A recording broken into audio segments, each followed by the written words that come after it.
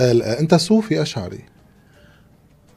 انا مسلم. لا اعطيني ايه او لا. صوفي اشعري؟ لا لا تعمل لي ايه او لا. لا بس لانه الصوفيه والاشاعره ضد الشرع، ضد الشرع. شو؟ انا استقبلت شيخ صوفي اشعري.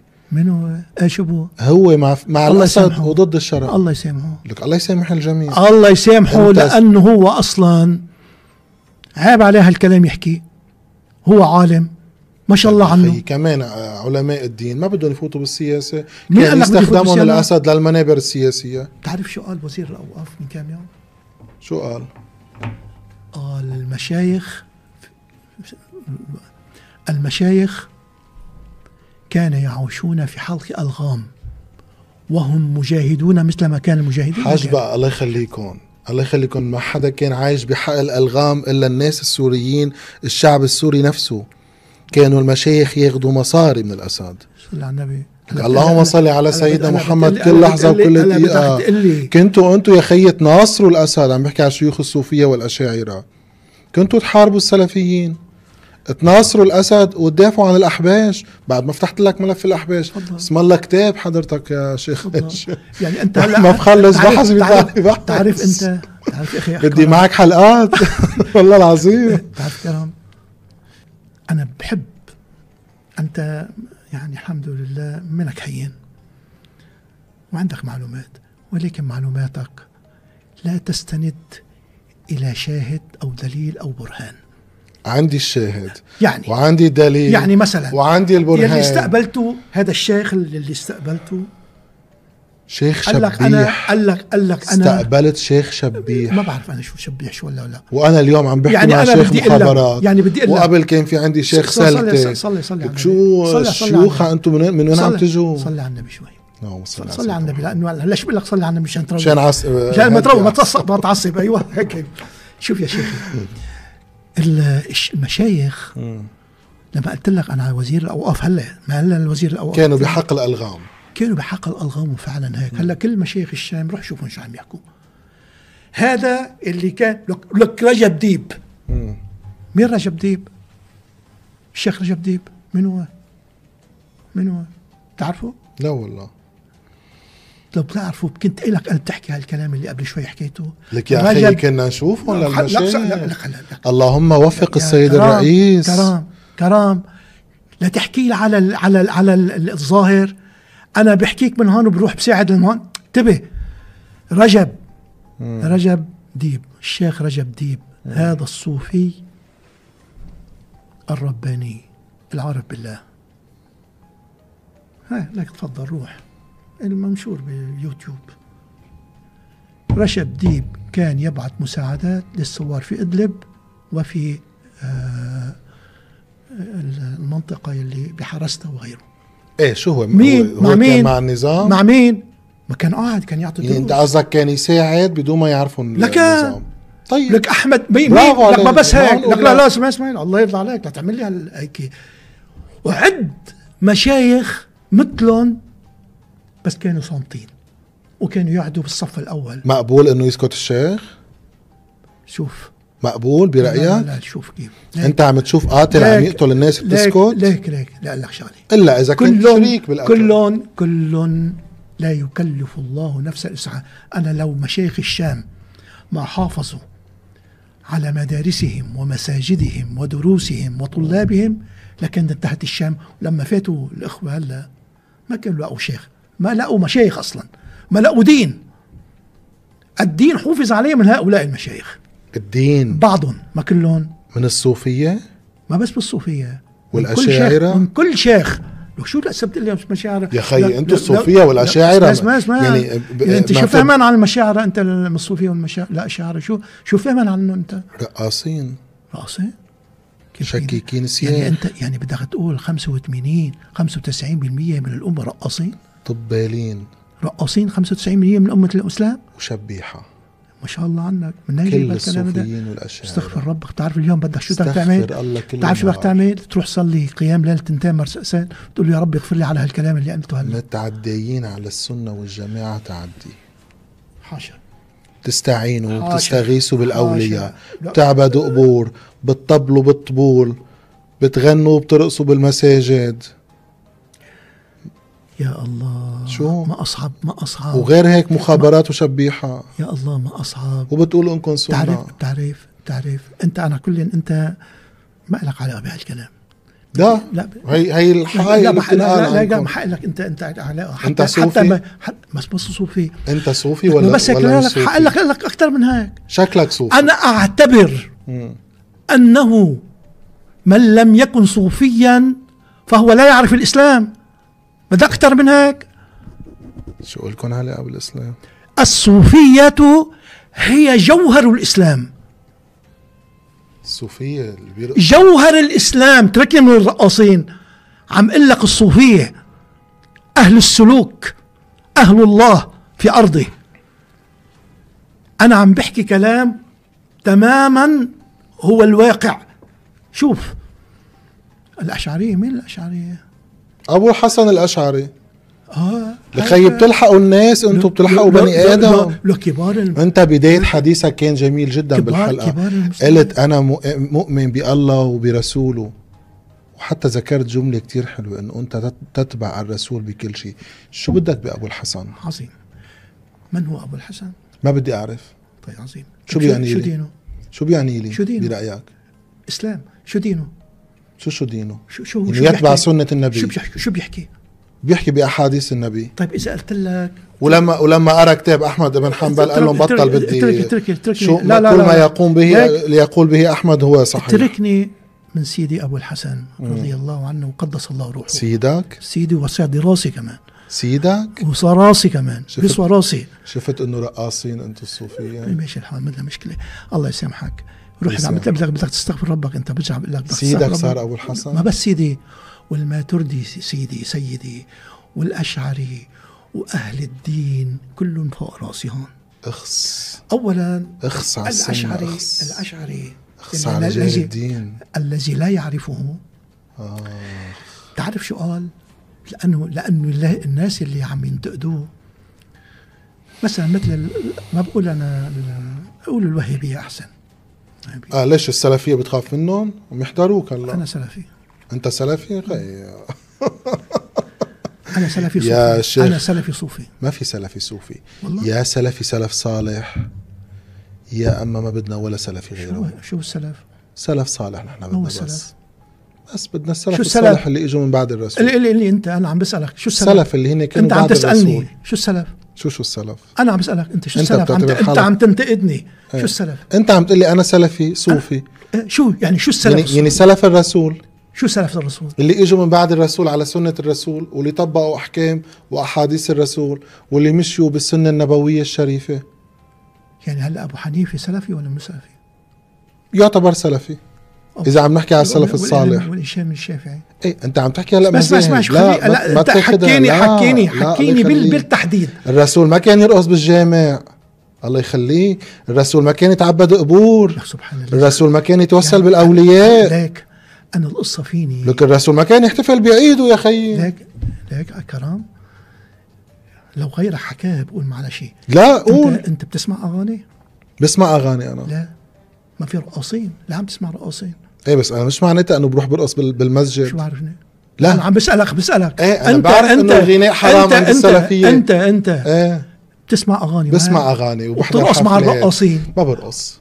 شو بتعمل؟ ولو بدي ارقص متراقص. ولو بدي ارقص برقص ببيتي.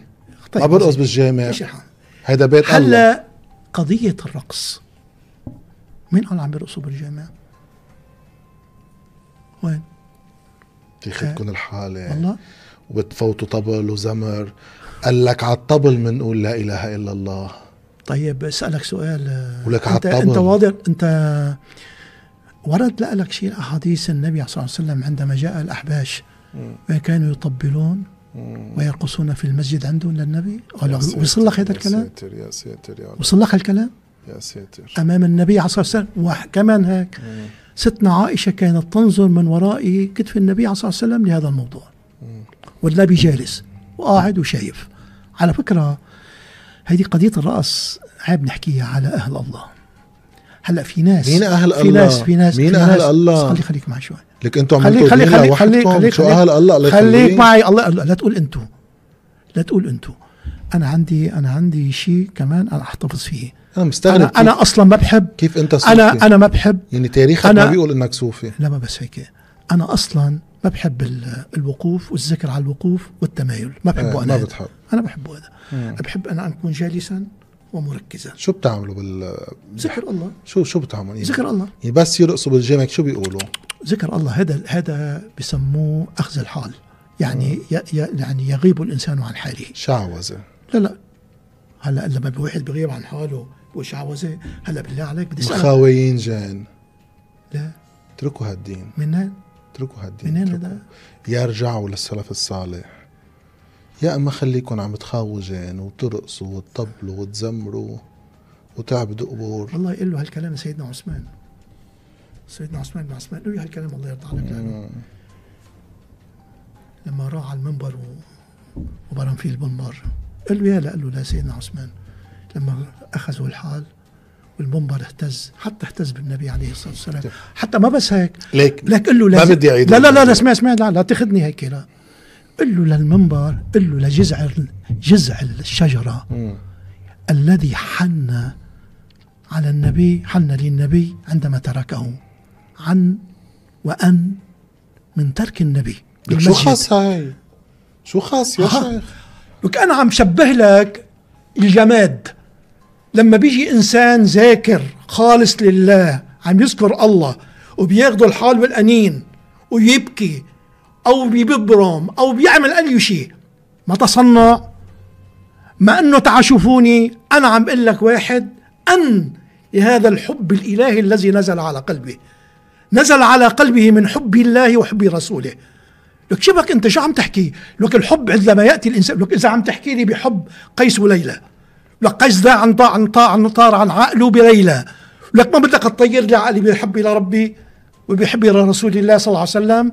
أنت لك بدك تفهم شو معنات الصوفية، بدك تسأل، ما بدك تجي لي واحد بيجي لي على الطبل والزمر وإنه كم واحد كذابين وبياكلوا بيضربوا بالبناسف وبياكلوا بيشربوا لبن وبعرف شو بدي من هذول. هاي الصوفية. أنا أقلق الصوفية من صفى وصوفي فسمي الصوفي الذي يسلك إلى الله. لك ما في حدا من الصحابة إلا ما كان صوفي. ليش؟ بس ما كان اسمه صوفي، كان زاهدا، يقال عنه زاهدا سالكا لرب. لكن بتقول لي أبو ذر معروف حالة من الحالات النادرة بالشو اسمه. ليش لا يعتزل الناس؟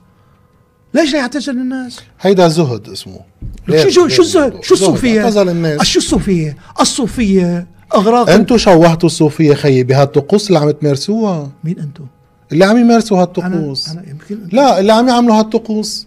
قول احنا معنا شيء ضدكم. قول في ناس تجاوزوا الحد. لا تقول هيك. خلينا بالعبارات، ما هيك كتير ضايقين. تجاوزوا الحد فيما هم فيه. أما قضية الصوفية، سيدنا الإمام الغزالي وكبار كبار كبار العلماء حتى سيدنا ابن تيمية تحدث بالصوفية. مش ابن تيمية سيدكم؟ شو بلاش سيدنا؟ شو بلاش؟ لكن ابن كثير ما استاذه لابن كثير بيترحم عليه. هلا بتقول لي الأحباش موضوع آخر. شو؟ خلص فرقة من المسلمين أخذوا رأي في قضايا معينة من علماء سابقين اتهموا ابن تيمية رحمه الله أنه مجسم، وهو أكيد لا. أنت ضد التجسيم. شو صلي على النبي. شو التجسيم؟ شو فكرني. أنت شيخ صوفي بتنفي عن الله الصفات الظاهرة بحجة التنزيه. لا اوعى تخربط. طيب جاوبني. لا تقول الله. لا تقول لحظة. لا تقول لا خليك دقيق. أنا لا دقيق. تقول ليك وبعد ما لبست عمامة. أنا ما ألبس عمامة بعمل لك أكبر شيخ. شوف ليك اوعى إياك ثم إياك أن تتلفظ بشيء لم يأتي به القرآن. طيب اسمعني. ربنا عز وجل وصف نفسه بالوجه واليدين واليد والكذا. مع تمنك صوفي. لا الله يخليك يا شيخ. لهذا أنت لما بقول لك أنا بدك تعرف أنت الإمام الأشعري مين، ساعتها بقول لك تعال نقعد أنا وياك يقول لك مين الأشعري؟ الأشعري عنده مذهب التفويض، وعنده مذهب الإقرار، وعنده مذهب التأويل. لما بتيجي بتقول لي تأويل صفات الله بتقصد؟ ايه، بأنه أولوا هذه الصفات في بعض. مثلا أنا سؤالي اسمعني، الله عنده صدر، الله عنده إيد، الله عنده أصابع. تعرف أنت في شغلة مهمة، هو الأدب مع الله. شو أنا هي بآيات القرآن؟ لا يد الله فوق أيديهم. لك تعرف شو الأدب؟ شو الأدب؟ لما بيقول لك بعد ما بيذكر ربنا صفاته بيقول لك ليس كمثله شيء وهو السميع البصير. معك أنا. لما بيقول لي ربي يد الله فوق عندك كده عم تحكي عن التجسيم، هلا غيرت رأيك. لا أي صلي على النبي. أنا بحكي بالتجسيم. أعوذ بالله يا شيخ، شو عم تحكي أنت؟ رب عظيم خالق مصور يجسم، له مكان وزمان، فوق المكان لا زمان ولا مكان يحويه. يعني الله ما عنده ايد؟ قل لي ايه او لا. انتبه، لا ما فيك تقول لي ايه او لا. لا قل لي ايه او لا. الله عنده ايد ولا لا؟ ذكر الله يده في القرآن ولا لا؟ ذكر يد الله فوق ايديهم. ذكر. شو بنقول عنه نحن؟ شو قال سيدنا الامام الاشعري؟ شو قال؟ عندك 3 اشياء. نحن ما بقى بنسمع على الاشعري. اسمع ما بقى عنا على الاشعري. لا في كمان نفس الشيء يعني مذهب الاسلام كله. انا بالنسبه لي شوف، عندك 3 اشياء بتاخذ عليها. اقرار. شو الاقرار؟ يد الله فوق ايديه ونفوض الامر الى الله. ما بنعرف شو هي. يد الله ليس تشبه المخلوق. هيدا اتهام خطير للوحي اللي بيتفلسف بمعنى التأويل. انتوا عم تتفلسفوا بمعنى التأويل، واللي بيحرف المعنى الظاهر للآيات بحجة التنزيه بيقول انه القرآن مش واضح. هيدا بحد ذاته اتهام خطير للوحي. الله أعلم باللغة، والقرآن الكريم كان واضح جدا. ما بدنا دين مفلسف وما بدنا فلاسفة بالدين. بسم الله الرحمن الرحيم. أحكمت آياته ثم فصلت. ليك ما إلك قلب جاوبتني إذا الله عنده إيد؟ لا وما جاوبتني إذا الله عنده صدر؟ لا وما جاوبتني إذا في وجه الله قول هالكلام ولا أصابع؟ ليه خايفين تحكوا عن التجسيم؟ لا أعوذ بالله أن تقول هذا الكلام. اتهمتوا ابن تيمية بموضوع التجسيم. أعوذ بالله. خلافكم الأساسي عدوكم بالإسلام شيخ الإسلام. أنا متأكد أنه سيدنا ابن تيمية لم يكن بالتجسيم. لا يمكن. يد الله لله يد لا نعرف كيفيتها. وجه الله هي فلسفة. لا بكرة بتقلي ما في جنة ونار إلا بالأرواح يمكن. لا أكرم. هي فلسفة يا شيخ. ما الفلسفة؟ لما بيقول لي ليس كمثله شيء بدي أقول له والله ليس كمثله شيء. لما عم بقول إنه يا خي وفي آيات تانية عم يحكي لك فيها عن أجزاء وأطراف بجسد الله. لك شو عم بحكيك؟ لما بيقول بل يداه مبسوطتان، لما بيجي أنا بحكي هالكلام أنا ما بعرف شو فسره. أنا بعرف إنه له يدين، بس كيف؟ ليس كمثله شيء وهو السميع البصير. لهذا شو قال؟ يقر ما هي ما عليه ونفوض الأمر إلى الله بتفسيرها وتأويلها. ما فينا أولها. لهذا أنا بالنسبة لي في عندك المبدأ المحدثين أنهم يسلمون فيما هم فيه، بس ولكن ما بيجوز أن نقول الله بينزل وبيطلع وبيروح وفي حجم وبيقعد على الكرسي وبيقيم وبيحط. شو هالحكي هذا؟ خلاص انتم ما ليس يحويه، لا يحويه مكان وهو خلق الزمان. شو هالحكي؟ لك نحن لهلا تعرف ان في شيء بيضحك. بيجي واحد بيقول لك الله فوق، معي بيطلع بشيء هيك فوق. اين الله؟ يقول في السماء. معك أأمنتم من في السماء؟ أمنتم في السماء. حديث الجارية. هلا شو السماء؟ حديث الجارية. اسمع خليك معي شوي. شو أمنكم في السماء؟ أمنتم في السماء مكان سماء مكان أم جهة أو شيء منه معروف؟ شو هو الفوقية؟ هون استعلاء الله على خلقه. لما بيجي بقول أنت هون، شوف هلا كيف الكرة الأرضية هذا مثلا هيك بسيط يعني، بس الرد على الشيء هذا فلسفة. لا فلسفة ولا شيء، لا فلسفة ولا شيء. الله بالسما خلصنا. لما واحد لما واحد بيكون واقف بالقطب الجنوبي وواحد واقف بالقطب الشمالي بيقول لك الله في السماء، طيب اللي تحت غير اللي فوق يا خي سماء واحدة هيدي. لا السماء ليس لها لك ما إلها لا طول ولا عرض. تيني شيء أنا بقول لك هيك شفتها السماء هي حلقة صغيرا في كرسي العرش. كرسي العرش. طيب إذا عم نقول الله في السماء، كيف يعني السماء بتحويه يعني؟ لا خلص انت ما خلص الله موجود في بكل مكان وزمان، يعني بمعنى يعني بالاماكن الوسخه والمش نظيفه موجود الله. شو بالاماكن الوسخه والمش نظيفه موجود الله كمان. اللي باماكن بينعمل فيها الحرام الله هناك. سبحان الله. هل هيدي الفلسفه ولا انا عم بتفلسف؟ والله انت عم تقول لي موجود بكل مكان. والله معكم اينما كنتم. شو بتقول والله؟ ايه هيدي معنويا يعني الله ليك الله مثل لما قوصوك الله كان معك حماك. شفت انت كيف يعني؟ انا بس في مطارح يا حبيبي فيها بينعمل حرام، الله يرضى عليك، بينعمل فيها زنا، بينعمل فيها خمر. شوف اللي الله موجود فيها كمان. اسمع شوي. الله يرضى عليك. لك والله خلقكم وما تعملون. 4 عم يلعبوا قمار بيكون الله موجود في نفس المكان. والله خلقكم وما تعملون. الله لا يتأثر بهذا اللي عم تحكيه انت. يعني أنا لما بفوت على الحمام لو نفترض في 15 سنة بطبقها قبل ما أفوت. صحيح، ما بقول لك لا. في لهذا أنا لا أدخل هذا المواضيع، إنه ربنا عز وجل لما بيخرج مني أو يطلع مني من أوساخ هذه، شو هذه يعني؟ خلاص أنت جزمت إنه الله مش في السماء، صح؟ الله مستعل على عباده. أوكي. لا يحويه مكان ولا يمر عليه زمان. الله محيط بكل شيء ولا يماثله شيء. إذا نحن الله أعطانا باللغة العربية والرحمن على العرش استوى.